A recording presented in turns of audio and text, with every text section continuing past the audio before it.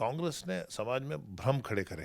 कांग्रेस ने मुसलमान को माफिया बना दिया। मुसलमान को किसी भी कानून से कोई प्रॉब्लम नहीं है। नरेंद्र मोदी जी दुनिया की सबसे बड़ी पार्टी की रहनुमाई करते हैं। वो एक हाथ में कुरान और एक हाथ में उसकी बात करते हैं। अल्पसंख्यक समाज जो है वो बड़े भाई के साथ कंधे से कंधा मिला के देश का एसेट बने। यूसीसी को लेकर सर माहौल काफ़ी गर्म है। उत्तराखंड में यूसीसी को पास कर दिया गया है। अब राजस्थान सरकार भी कह रही है कि हम यूसीसी लाएंगे। उधर असम गवर्नमेंट कह रही है कि हम यूसीसी लाएंगे। यूनिफॉर्म सिविल कोड को लेकर सर आपका क्या स्टैंड है? देखिए, मैं भारतीय जनता पार्टी का बड़ा छोटा कार्यकर्ता हूँ, लेकिन कांग्रेस ने समाज में भ्रम खड़े करे, बड़े बड़े भ्रम खड़े करे। मतलब ऐसी चीजें खड़ी करी हैं कि उन्होंने अल्पसंख्यक समाज को एक तो मेन स्ट्रीम से डराते हैं। एक आज अल्पसंख्यक समाज बैकवर्ड है तो उसकी वजह कांग्रेस है, जो उसमें से निकले हुए जो लोग हैं, जो पार्टियां हैं, क्योंकि वो उनको डराते हैं।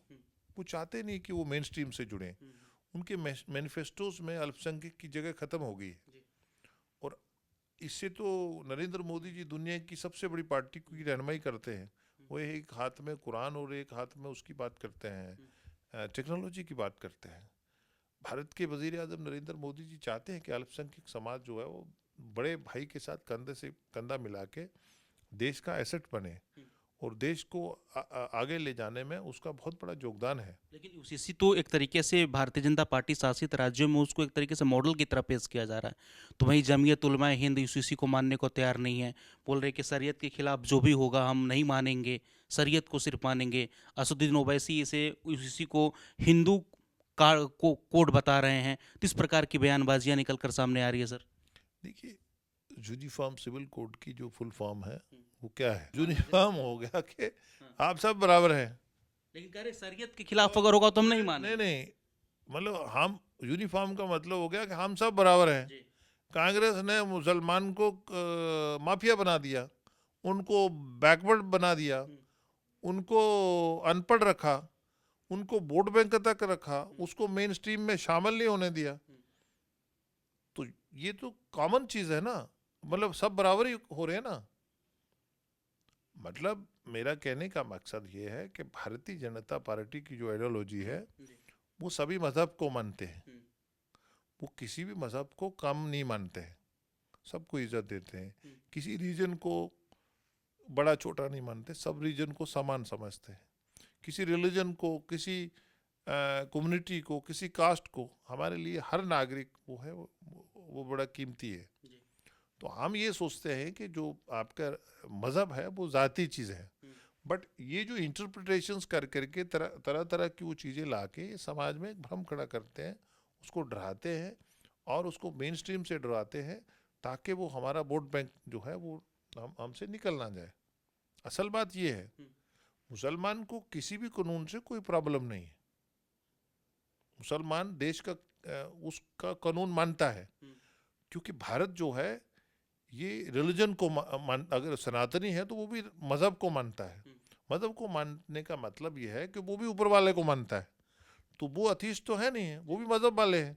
तो वो इस्लाम वाला भी मज़हब वाला है, क्रिश्चियनिटी वाला भी मज़हब वाला है। तो उनमें लैंग्वेजेस का तजाद हो सकता है, उनकी प्रेयर करने के तरीक़ेकार वो हो सकते हैं, लेकिन वो ऊपर वाले की प्रेयर करते हैं। लेकिन यूसीसी से सर मान लीजिए ठीक है महिलाओं को इसमें अधिकार मिलेगा। यूसीसी से सभी धर्म जाति पंथ मजहब भाषा जो भी लोग हैं सबको समान अधिकार मिलेगा। इससे Jamiat Ulema Hind, all India Muslim personal law board, Asaduddin Owaisi, इन प्रकार के जो नेता हैं, एसटी हसन हो गए, इस प्रकार नेता को तकलीफ क्यों है, दिक्कत क्यों हो रहा है, यूसीसी के खिलाफ क्यों बयानबाजी नहीं कर नहीं, रहे हैं? तकलीफ नहीं है। बेसिकली आप लोगों के माध्यम से उनको इज्जत मिलता है। वो उनका समाज जो है उसी कैचमेंट एरिया में रहता है। वो समाज में एक भ्रम खड़ा करते हैं इन चीज़ों से लेकर। वैसे तो आप उनसे ही पूछिए, उनको ज़्यादा नॉलेज होगी, वही अच्छा रहेगा। क्योंकि मैं उनके बारे में क्या कह सकता हूँ कि वो समाज को मेन स्ट्रीम से क्यों नहीं जुड़ने देते, देश के मेन रिसोर्सेज पे उनको इक्वली क्यों नहीं, देश की जो नौकरियां हैं, एम्प्लॉयमेंट है, टेक्नोलॉजी है, समाज को मेन में क्यों नहीं जुड़ने। ये मज़हब तो अब उसकी ज़ाती चीज़ है। जी मैं वो एक तो और रब और उसका अपना रिश्ता है, रब और उसके बीच में है। सर राम मंदिर प्राण प्रतिष्ठा के बाद अब ज्ञानवापी की लोग बात कर रहे हैं, ज्ञानवापी के ब्याज तय खाने में पूजा पाठ भी शुरू हो गया। उसके बाद ज्ञान काशी और मथुरा की बात की जा रही है। इस पर आपकी क्या राय है? अयोध्या हो गया तो अब मुख्यमंत्री विधानसभा में बोल रहे थे कि अब काशी मथुरा है, नंदी जी का इंतजार खत्म होने वाला है, फिर कृष्ण जी कहाँ मानने वाले हैं। इस प्रकार के बयान पर आपकी क्या राय है? देखिए, एक अपनी जगह हिस्ट्री होती है, लोग उससे प्रेरणा लेते हैं।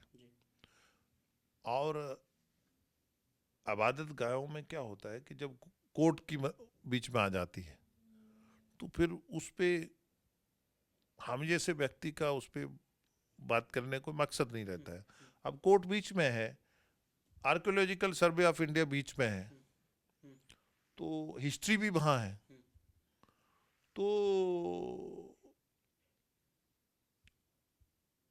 लोग पॉलिटिकल माइलेज के लिए भी आगे आते हैं, तो ऑब्वियसली लोग सच के करीब जाएंगे। संसद में 400 पार की गूंज प्रधानमंत्री मोदी ने गूंजा दिया है। आपको क्या लग रहा है इस बार लोकसभा चुनाव में क्या माहौल रहने वाला है?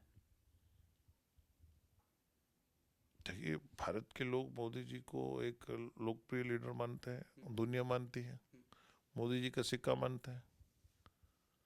आपका मतलब यूनिकॉर्न से लेकर वर्ल्ड मान रही है कि इतनी शॉर्टेस्ट पॉसिबल टाइम में कोरोना को कैसे मैनेज करा, दुनिया को कैसे, दुनिया मान रही है सिक्का। हम 11वीं इकोनॉमी से 5वीं बड़ी इकोनॉमी बन गई है। हम इलेक्ट्रॉनिक्स जो हमारे प्रोडक्ट्स हैं उनकी एक्सपोर्ट बढ़ गई है, हमारा जीएसटी बढ़ा है, जीडीपी बढ़ा है। हम लोगों को हथियार, हमने प्राइवेट पार्टनरशिप हथियार में, हम खला में, स्पेस में हमारी कामयाबी को वर्ल्ड ने रिकॉग्नाइज करा है। तो हम किसी भी फील्ड में दुनिया से, टेक्नोलॉजी में, वातावरण में, कार्बन एमिशंस की बात हो, एनीथिंग, किसान हो, हम वर्ल्ड को वो कर रहे हैं, हम लीड कर रहे हैं और हम विश्व गुरु की तरफ बढ़ रहे हैं। और लोग चाहते हैं कि भारत जो है वो दुनिया की रहनुमाई करे। चलिए, बहुत धन्यवाद सर, आपने अपना बहुमूल्य समय दिया। Thank you so much.